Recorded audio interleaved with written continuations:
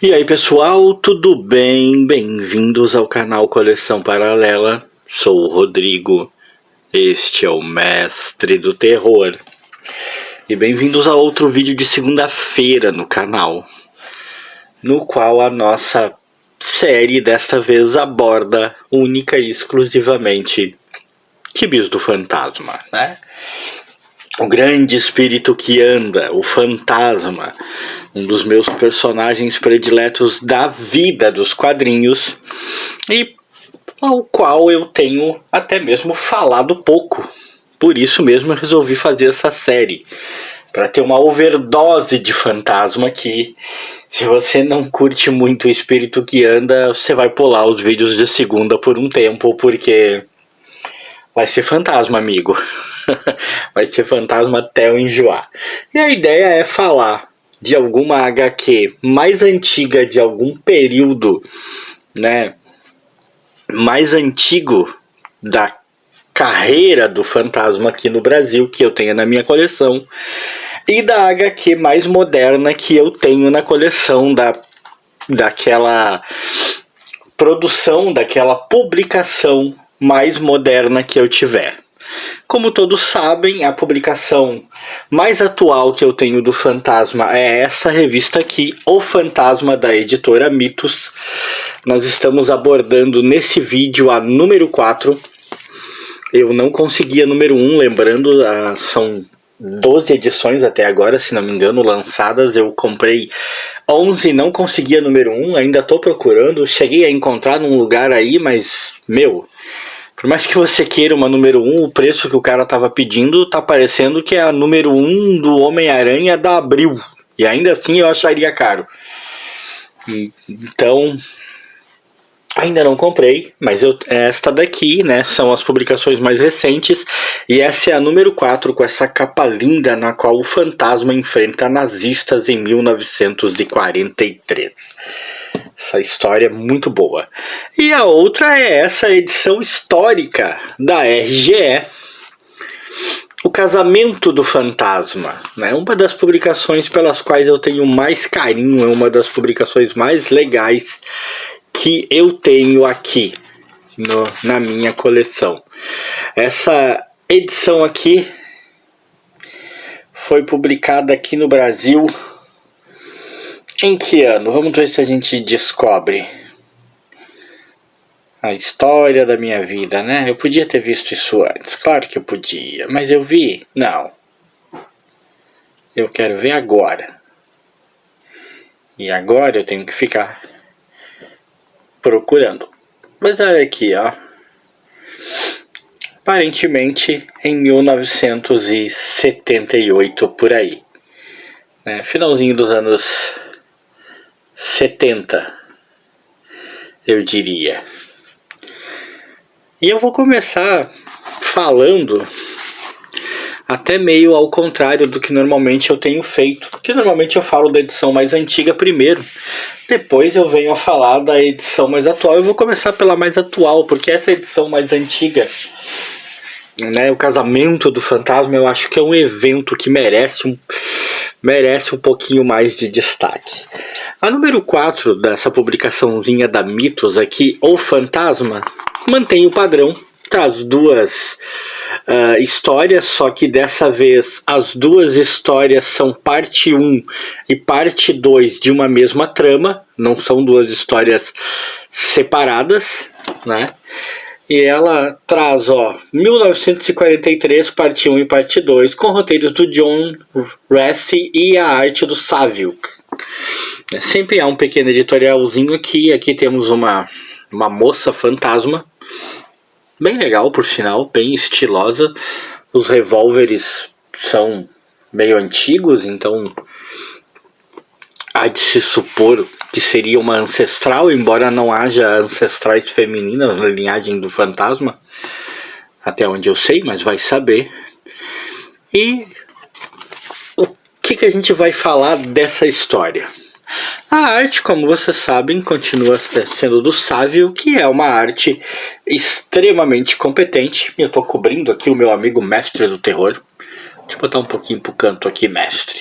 mestre do terror, não gosta de ser ofuscado por ninguém, nem mesmo pelo fantasma. Até vou dar uma ajustadinha aqui, ó, na minha câmera, ficar um pouquinho mais pro lado, dar um espaço pro mestre aparecer aqui.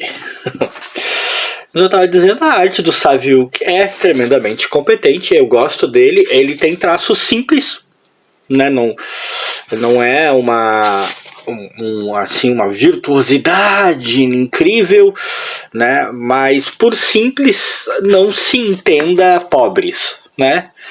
São simples no sentido de que há bastante energia e bastante realidade nos traços, né? É bastante realista. E a história é uma delícia, né? A história, na verdade, a descrição dessa história pode ser bem parecida com a que eu dei para a arte. É uma história simples, bem ao estilo do espírito que anda, né? Aqui no caso seria o pai do fantasma atual, né? Seria o 20º fantasma.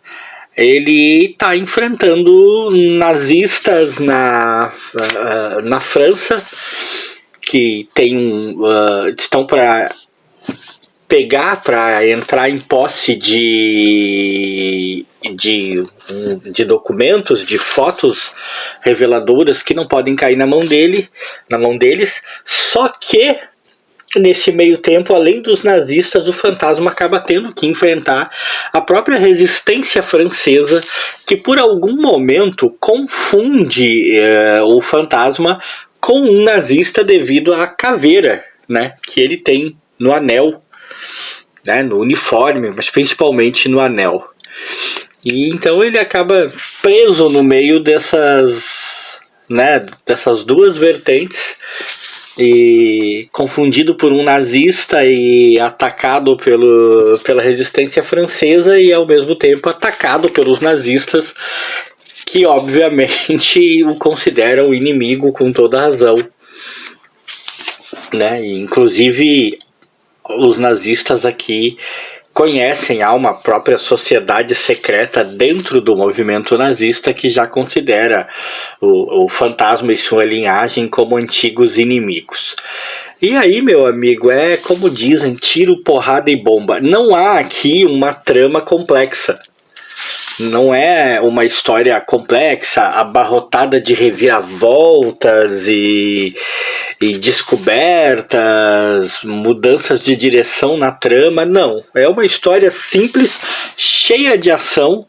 A questão é sobreviver e impedir que os nazistas ponham a mão nos documentos que eles não podem pegar. Um confronto final com o chefão dos nazistas e um final feliz, né? Como eu disse, é uma história que nos remete às histórias clássicas do fantasma, né, dos anos 60, dos anos 70, dos anos 50, né, com toda aquela estrutura que estamos acostumados. Nós sabemos, né, como o fantasma funciona, e sabemos que ele funciona dessa maneira e muito bem. É a publicação do material sueco, como eu já falei aqui, né, nos outros vídeos, e traz as capas, né? Deixa eu ver aqui dentro, traz a reprodução das capas originais, né? Aqui é a capa escolhida para essa edição, né? A capa da primeira parte da aventura, e depois a capa da segunda parte da aventura. Ambas as capas muito bonitas. Sempre no final há uma pequena matéria, um pequeno texto de algum fã do fantasma, alguns mais conhecidos que outros, pelo menos para mim, falando como conheceram o personagem e por que gostam dele até hoje. Ou seja, eu continuo gostando muito dessa publicação, né? Continuo querendo muito o número 1, porque é muito gostoso ler um material que não é assim tão antigo, né? Que você não precisa estar catando em sebos aí um material tão antigo para poder ler, um material inédito, mas que não desfez a essência do personagem, não transformou o personagem em outra coisa, como se sente tanta necessidade hoje em dia de se fazer. E depois a gente vai falar do Casamento do Fantasma.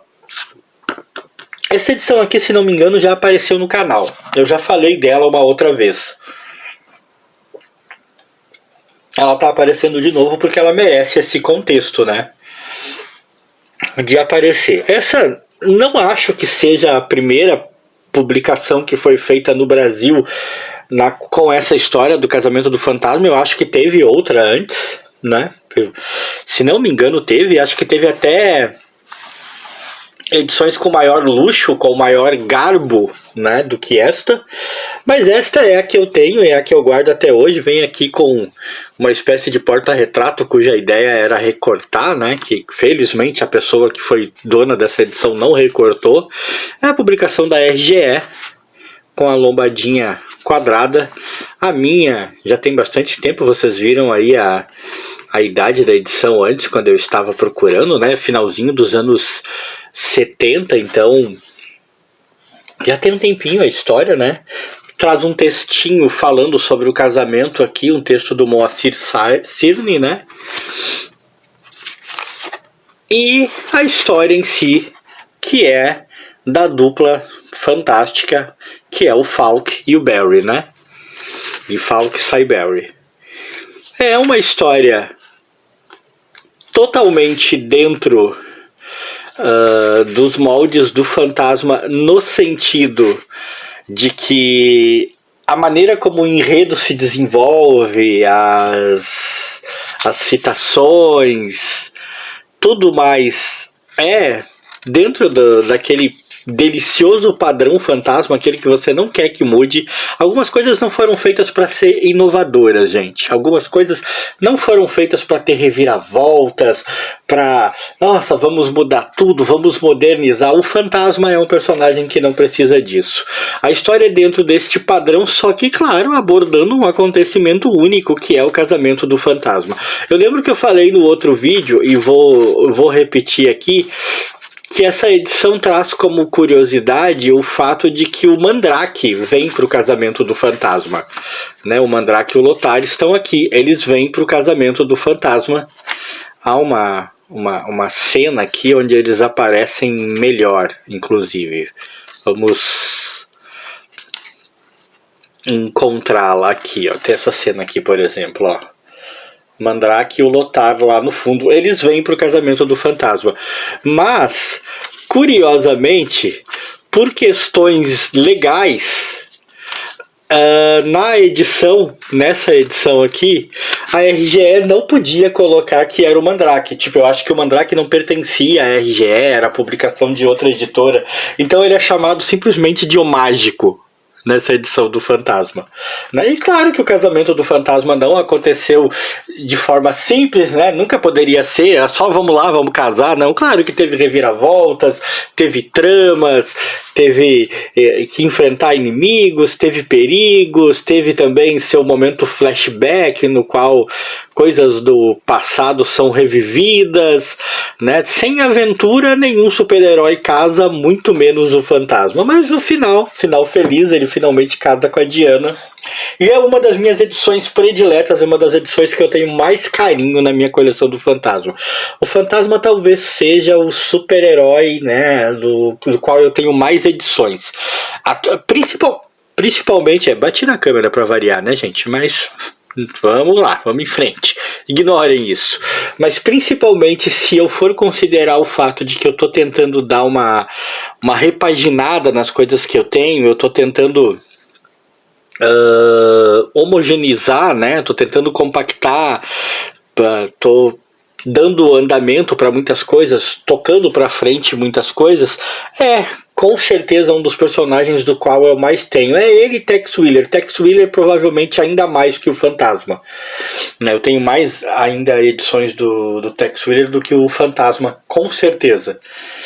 E eu tenho muitas edições do Fantasma que eu tenho carinho. Eu acho que por mais que eu ame o Tex, todas as edições do Fantasma que eu tenho muito mais carinho do que as edições do Tex, porque as edições do Fantasma todas me foram mais difíceis de conseguir e todas remetem a um tempo mais específico da minha vida, do qual eu não curtia muito o Fantasma, mas ele foi o primeiro contato com um cara de uniforme que eu vi. Nem sabia ler. E eu lembro que caiu em minhas mãos alguns quadrinhos do Fantasma, mas eu fiquei impressionado com esse cara, com essa roupa. Mas eu não sabia ler, acabei nunca lendo, e quando comecei aprendi a ler de verdade, comecei a gostar de quadrinhos, eu me enveredei por outros caminhos. Quando comecei a me interessar por Fantasma de novo, comecei a pegar tudo que eu conseguia pegar desse personagem, e eu tenho algumas coisas muito antigas, no sentido cronológico, são edições antigas de verdade, mas eu tenho muitas outras coisas que são antigas comigo, que estão comigo há muito tempo, e há muito mais tempo do que qualquer edição do Tex Willer que eu tenha. A minha coleção do Tex Willer é certamente comigo, no tempo que está comigo, muito mais jovem do que a minha coleção do Fantasma. Então, eu amo demais essa coleção, estou sempre atrás de novas edições, é uma coleção que eu espero que nunca pare de crescer. E é isso aí por enquanto, pessoal. Até a próxima segunda. Até a próxima oportunidade de tietar um pouco o Fantasma. Se você gostou desse vídeo, deixa aquele like aí pra mim, pro mestre do terror, que curte o Fantasma também, eu tô ligado, né? Só pelo nome Fantasma ele já gosta, né? Porque remete ao mundo das trevas, aonde habita esse ser malvado. Ou nem tanto. E desculpem aí pela porrada na câmera, mas faz parte dos meus vídeos também, vocês estão ligados.